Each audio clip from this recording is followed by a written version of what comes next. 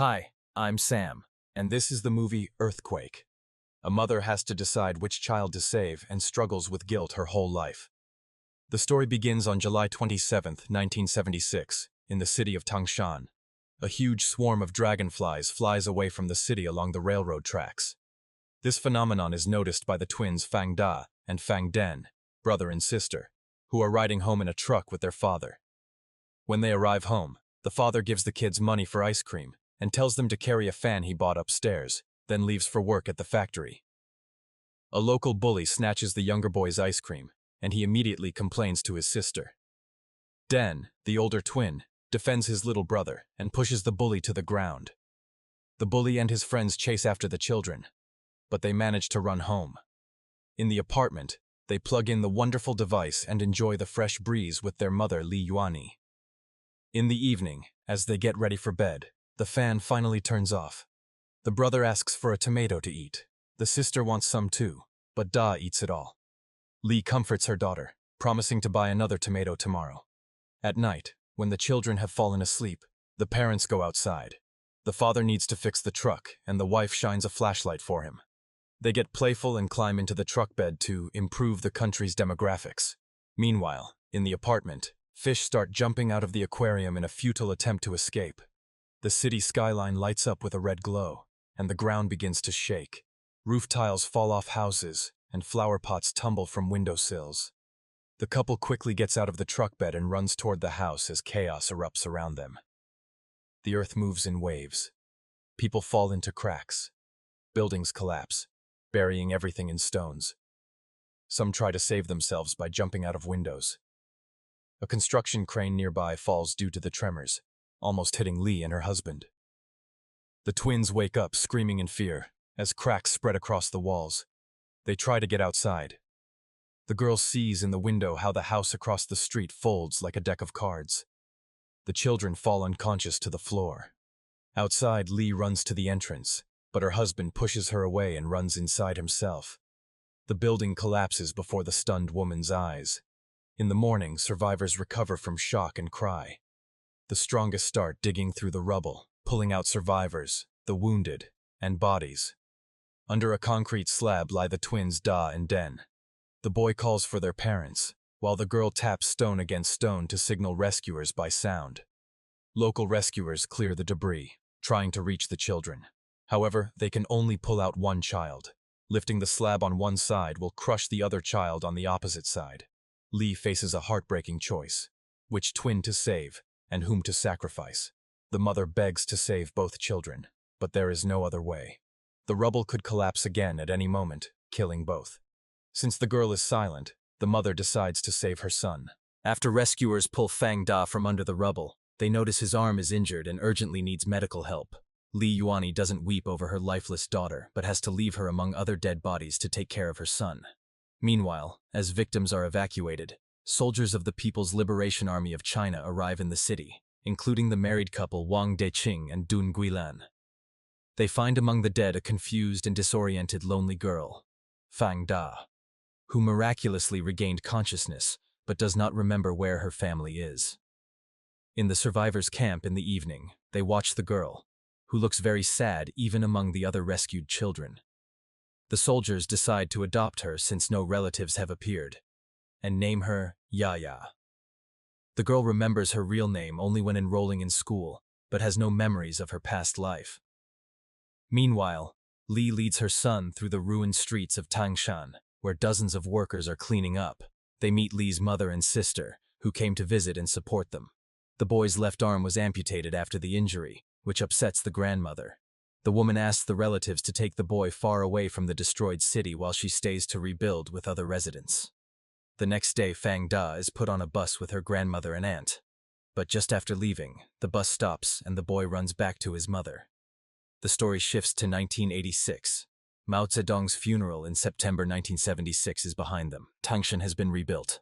Li is raising Fang Da alone. She insists her son must study well and go to university, but he prefers to work as a bike rickshaw driver.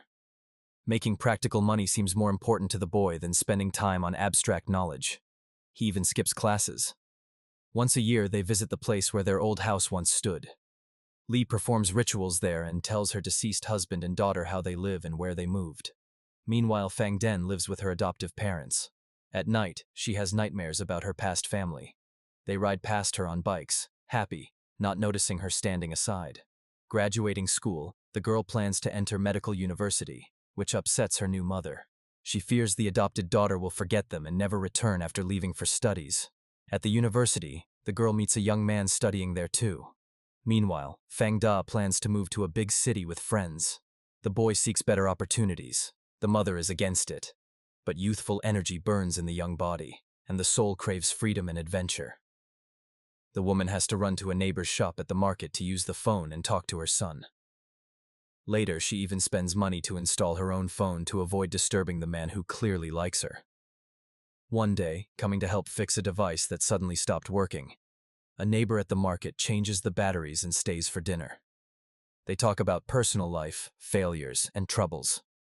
The guest suggests living together. But she, faithful to her deceased husband all these years, rejects his offer. Fang Da's adoptive father comes to visit her at medical college.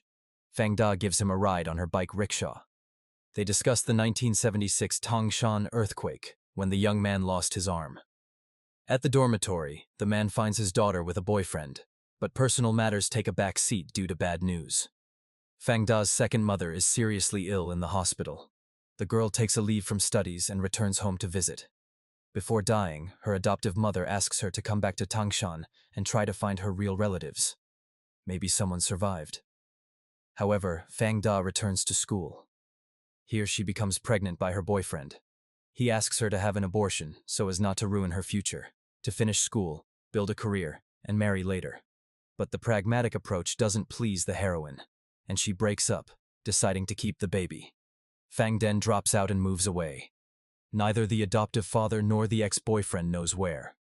When a soldier visits Hahal at university, he beats him for cowardice and weakness. He doesn't even try to find the mother of his child. It's 1995. Tianshan grows. Fang Da becomes a successful businessman, bringing home his fiancée to meet his mother. The boy suggests moving to the city to help take care of grandchildren in the future, but Yuani categorically refuses to leave her homeland. Then the son proposes at least moving from the old house to a new apartment, but she is against that too. She dislikes high-rise buildings and doesn't want to lose her way there. The son has to yield to the stubborn woman. They even quarrel with his wife because they have to leave their newborn son with the mother-in-law while they visit the in-laws. Meanwhile, Fang Da raises her daughter and works as a private tutor. When Chinese New Year comes, she visits her adoptive father, with whom she lost contact after learning about her pregnancy. The man is glad to see her and meet his unexpected granddaughter. During a walk, he says the girl's real grandparents would be happy too, and suggests Fang Den try to find relatives in Tianshan. Then the daughter admits she remembers the tragic day when her mother chose her brother over her and does not want anything to do with them. During the New Year celebration, the girl confesses she is marrying a foreigner. The story moves to 2008. Fang Da's business prospers. One day at the office, he feels weak tremors and reassures the frightened staff that no earthquake will hit them here. Meanwhile, in Vancouver, Canada, the husband tells Fang Den terrible news. An earthquake has struck China. Watching the report and recalling her childhood, she decides to volunteer and help the victims just like soldiers and rescuers helped her. She reaches a temporary army camp and offers medical help. Years of medical studies pay off. During rescue operations, Fang Den witnesses a tragic event. A mother makes the harsh decision to amputate her daughter's crushed leg to save her. What she sees reminds the heroine of her own past and the choice her mother once made. The situation worsens after overhearing a conversation among local volunteers. A businessman who brought volunteers and supplies shares how he lost an arm in the Tianshan earthquake, which also took his father and sister. Fang Den looks at this man. In the next scene, she sits by a bus window watching the passing scenery. Her brother Fang Da sits in the front seat. They are traveling to Tianshan to visit their mother. On the way, the brother tells his sister where their old house once stood, under the rubble where they nearly died as children. The heroine enters the yard, and her mother invites her inside without stopping cooking in the summer kitchen. The brother shows the guests the house, taking down her childhood portrait from the wall. Since she is alive, only their father remains in the memorial corner. The girl notices tomatoes in a pot. The mother, entering after, says she washed them for her as promised on that fateful night 32 years ago. Then she kneels and asks her daughter's forgiveness for her choice. Fang Den shows her biological mother photos of her adoptive parents, her husband and daughter, Li's granddaughter. The next day, they go to the cemetery, where the heroine visits her father. Workers open the grave with her name to retrieve belongings, including textbooks. The brother says their mother bought 2 copies every year, one for him and one for her. Understanding that her whole life was unfairly burdened with blame toward her mother, Fang Den cries and asks forgiveness for not trying to find her sooner. The movie ends with a panoramic view of the memorial wall in Tianshan honoring the disaster's victims. More than 240,000 people died. It is the second deadliest recorded earthquake in history, the most fatal in recent centuries, and one of the largest natural disasters